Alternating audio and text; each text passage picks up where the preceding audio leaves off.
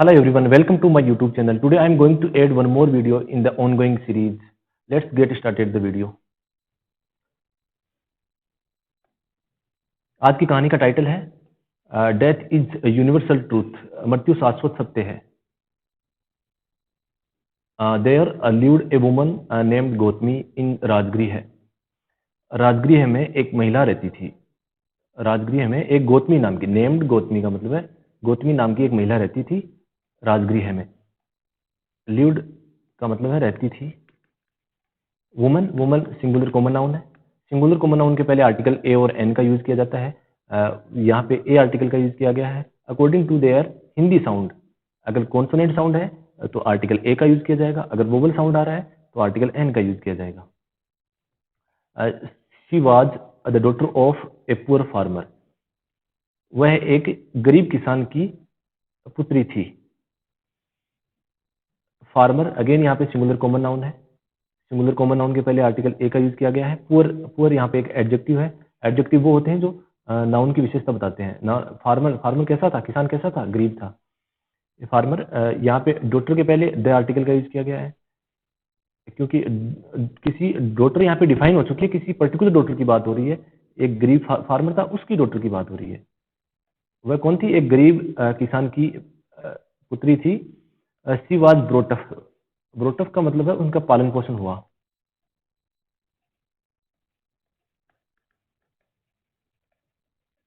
उसका पालन पोषण हुआ था अमिड्स। अमिड्स का मतलब होता है के बीच में। ग्रेट पॉवर्टी, ग्रेट पॉवर्टी का मतलब है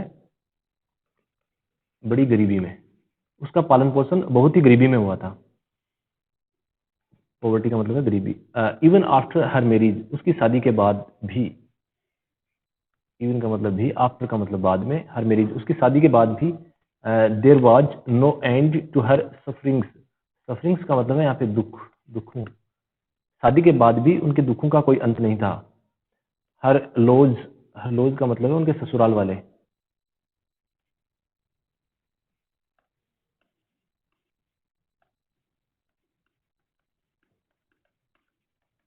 ससुराल वाले। ऑलवेज का मतलब है हमेशा। ट्रीटेड, ट्रीटेड का मतलब होता है बर्ताव करते थे। पास्ट टेंस में है, बर्ताव करते थे। हर बेडली, उसके साथ बुरा बर्ताव करते थे। दे इवन, इवन का मतलब होता है तक या भी। दो अर्थ होते हैं उनके। दे इवन टोंटेड, टोंटेड का मतलब है ताना मारना। वे उसे ताना मारते थे note for not bringing dowry. Dowry का मतलब है दहेज। ब्रिंगिंग का मतलब नहीं लाने पर। नॉट ब्रिंगिंग का मतलब दहेज नहीं लाने पर वो उनके ससुराल वाले उसे ताना मारते थे। They had made her life a hello. Hello का मतलब है नरक। वो उनकी लाइफ को, उसकी जिंदगी को बना चुके थे। क्या? एक नरक बना चुके थे। गौतमी गेव बर्थ टू ए सन। गौतमी ने एक पुत्र, सन का मतलब है पुत्र को जन्म दिया। गिव, गिव की सेकंड फॉर्म गिव तो दिया। बर्थ का मतलब जन्म। गौतमी ने एक पुत्र को जन्म दिया। After the birth of their grandson. Grandson का मतलब होता है पोता। द बर्थ, किसका बर्थ? उनके ग्रांडसन का। डिफाइन हो गया ना, ससुराल वालों के ग्रांड। पोते के जन्म के बाद the behaviour of her laws. उनके ससुराल वालों का व्यवहार। बिहेवियर का मतलब है व्यवहार, व्यवहार। इसके पहले द आर्टिकल का यूज किया गया किसी की, क्योंकि उनके ससुराल वालों के बिहेवियर की बात हो रही है। चेंज्ड एबिट, एबिट का मतलब है थोड़ा सा बदला। चेंज का मतलब है थोड़ा सा बदला। इन दोज डेज, उन दिनों में, इट वाज बिलीव्ड, यह विश्वास किया जाता था, दैट की a male child would take the name of the family ahead. कि अहेड का मतलब आगे, कि परिवार के नाम को आगे ले जाएगा एक मेल चाइल्ड। ऐसा माना जाता था कि एक मेल चाइल्ड परिवार के नाम को आगे ले जाएगा। They began to treat both the mother and her child well. Begin का मतलब शुरू हुए, वे शुरू हुई। ट्रीट का मतलब बर्ताव करना। वे बोथ दोनों, the mother and her child. Well का मतलब थोड़ा ठीक बर्ताव करने लगे वो माता और पुत्र के साथ। बट हैप्पीनेस, हैप्पीनेस का मतलब है खुशी। बट खुशी, the happiness was still miles away from the life of Gautami. Still का मतलब अब भी। माइल्स का, माइल्स अवे का मतलब कोसों दूर। From the life of Gautami, Gautami की जिंदगी से खुशियां अभी भी कोसों दूर थी। वन डे, एक दिन गौतमी सन फेल इल, एक दिन गौतमी, अपोस्ट्रोफी का यूज किया गया, गौतमी का पुत्र, फेल इल का मतलब बीमार पड़ना, बीमार पड़ा। फिजिशियंस, फिजिशियंस वो डॉक्टर होते हैं जो सर्दी जुकाम इनमें दवाइयां देते हैं। हकीम, हकीम का मतलब होता है वैद्य। फिजिशियंस एंड हकीम ट्राइड देयर बेस्ट, उन्होंने अपने स्तर से अच्छा प्रयास किया, but the condition of her son further worsened, worsened का मतलब है बदतर हो गई, फर्दर का मतलब आगे, किंतु उनके जो पुत्र की कंडीशन है वो आगे बदतर ही हो गई, बदतर हो गई। एट लास्ट, अंत में द चाइल्ड डाइड, अंत में वो बच्चा मर गया। गौतमी सेट, सेट की सेकंड फॉर्म में बैठी थी, बैठी ऑन द रोड, रोड पे बैठी थी, with the dead body of her son on her lap, lap का मतलब है गोदी, गोदी में अपने बच्चे की डेड बॉडी को लेके सड़क पर बैठी थी वो। यहाँ पे डेड बॉडी से पहले दे का यूज किया गया है, क्योंकि किसी पर्टिकुलर डेड बॉडी की बात हो रही है, उसके बच्चे की थी जो। The passer by, passer by का मतलब है आने, आने जाने वाले, जैसे रास्ते में कोई बैठा है तो रास्ते में आ रहे हैं जा रहे हैं, आने जाने वाले लोग। The passer by were surprised, वो आश्चर्यचकित थे, क्यों थे? सरप्राइज का मतलब है आश्चर्यचकित होना। सिंपल पास्ट टेंस का यूज किया गया। टू सी, देखकर, दैट की Gautami was not weeping, Gautami रो नहीं रही थी, वीप का मतलब है रोना। पास्ट कंटिन्यूस टेंस का यूज किया गया, subject plus was were action में आईएनजी। शी वाज सिटिंग, वह बैठी हुई थी, लाइक ए स्टेचू, एक मूर्ति की तरह बैठी हुई थी। स्टेयरिंग एट, स्टेयर एट का मतलब है घूरना, किसी को घूर रही थी। एट हर सन, और अपने पुत्र को घूर रही थी। आफ्टर सम टाइम, थोड़ी देर बाद, बुद्धा पास्ट दैट वे, उस रास्ते से गौतम बुद्ध गुजरे। When Gautami so the Buddha, जब गौतमी ने बुद्धा को देखा, शी स्टार्टेड वीपिंग। स्टार्ट यहाँ पे स्टार्टेड के बाद एक वर्ब में आईएनजी आता है हमेशा। बिटरली का मतलब फूट फूट कर रोने लगी, वीपिंग का मतलब रोना, और बिटरली का मतलब फूट फूट कर। बुद्धा को देखकर गौतमी फूट फूट कर रोने लगी।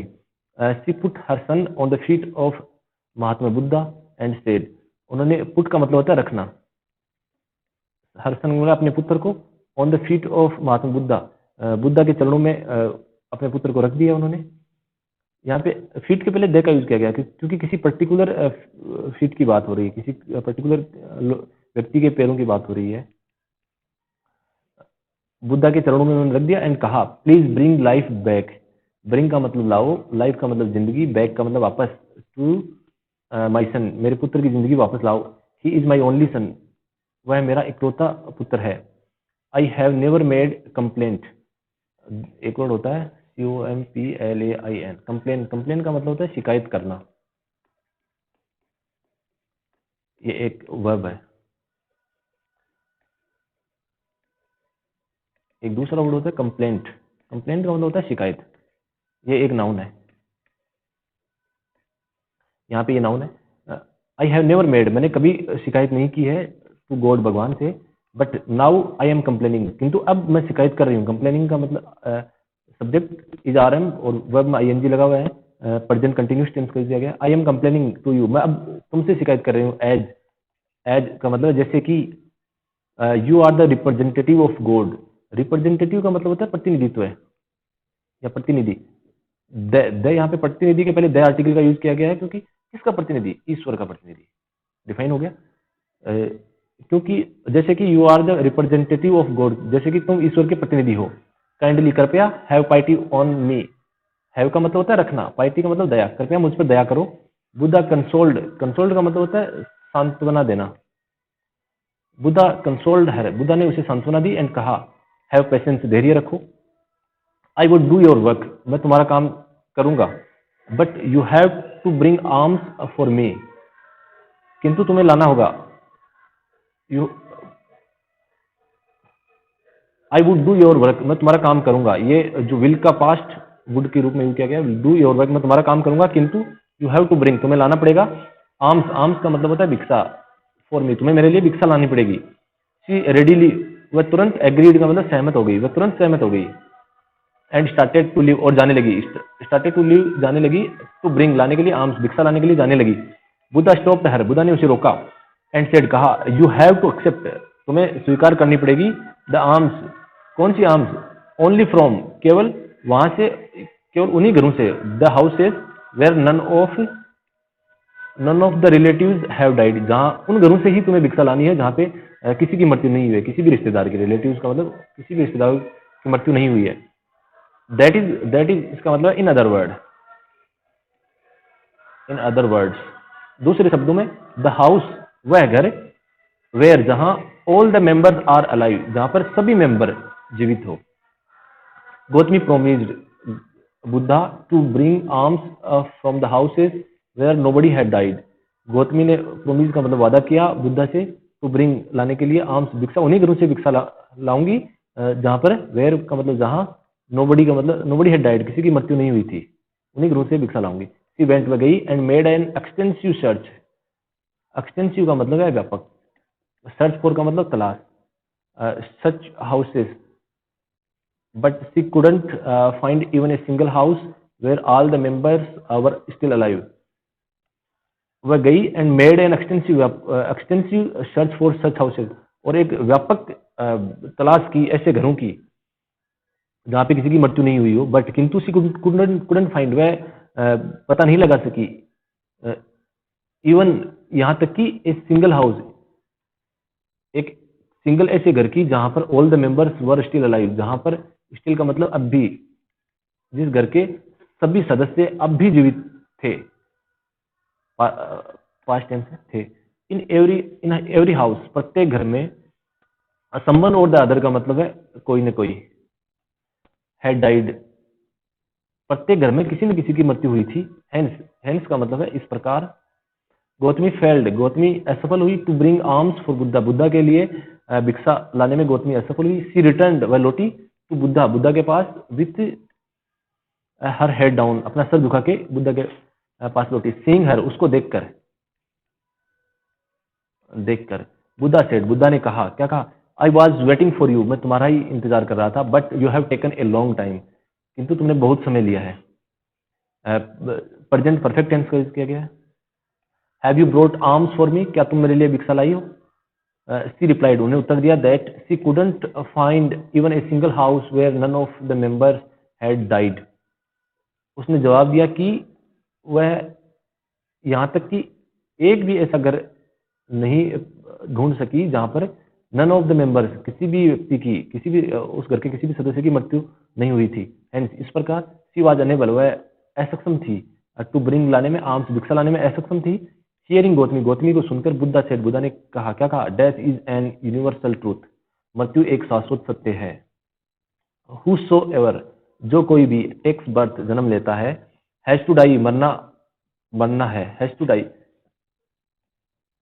सब्जेक्ट के बाद हैज या have plus two plus verb की फर्स्ट फॉर्म, कुछ करना है या करना पड़ता है, दोनों सेंस निकलते हैं यहाँ पे।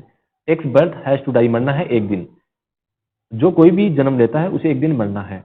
Life is another name of suffering, suffering का मतलब है दुख है, लाइफ है वो दूसरा नाम है किसका, सफरिंग मतलब दुख का दूसरा नाम क्या है, जिंदगी है।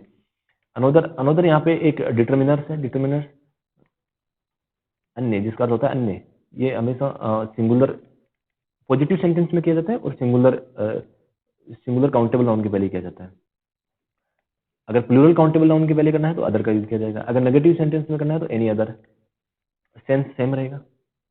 The only way to live, केवल एक ही रास्ता है, टू लिव का मतलब जीने का, टू लिव इन पीस, शांति से जीने का, टू कंट्रोल डिजायर, डिजायर का मतलब है इच्छाएं, इच्छाओं पर नियंत्रण करना ही एकमात्र शांति से जीने का रास्ता है। इट मीन्स, इसका मतलब है दैट डिजायर्स, वह इच्छाएं, आर द रूट, रूट का मतलब है जड़, कोज का मतलब कारण, cause of all the miseries, सभी दुखों का जड़ क्या है, डिजायर्स है, इच्छाएं हैं वो सभी दुखों की जड़ है। टू अचीव का मतलब प्राप्त करना, साल्वेशन का मतलब है मोक्ष, मोक्ष प्राप्त करना, should be our goal of life, हमारी जिंदगी का लक्ष्य क्या होना चाहिए, शुड बी का मतलब होना चाहिए, शुड बी का मतलब होना चाहिए, क्या होना चाहिए, टू अचीव साल्वेशन, मोक्ष प्राप्त करना ही हमारे जीवन का लक्ष्य होना चाहिए। गौतमी हर्ड बुद्धा पेशेंटली, गौतमी ने बुद्धा को सुना, पेशेंटली का मतलब है धैर्यपूर्वक। She got peace of mind, got का मतलब प्राप्त हुआ उसे, मन की शांति प्राप्त हुई, पीस ऑफ माइंड का मतलब मन की शांति उसे प्राप्त हुई, and performed the last rites of her son, और उसने अपने पुत्र के राइट्स का मतलब है संस्कार, अंतिम संस्कार को पूर्ण किया, परफॉर्म किया। देयर आफ्टर, इसके बाद, she became a disciple of Buddha, इसके बाद वह बुद्धा की एक शिष्या बन गई। बिकम की सेकंड फॉर्म है बिकेम, और थर्ड फॉर्म भी बिकम ही होती है।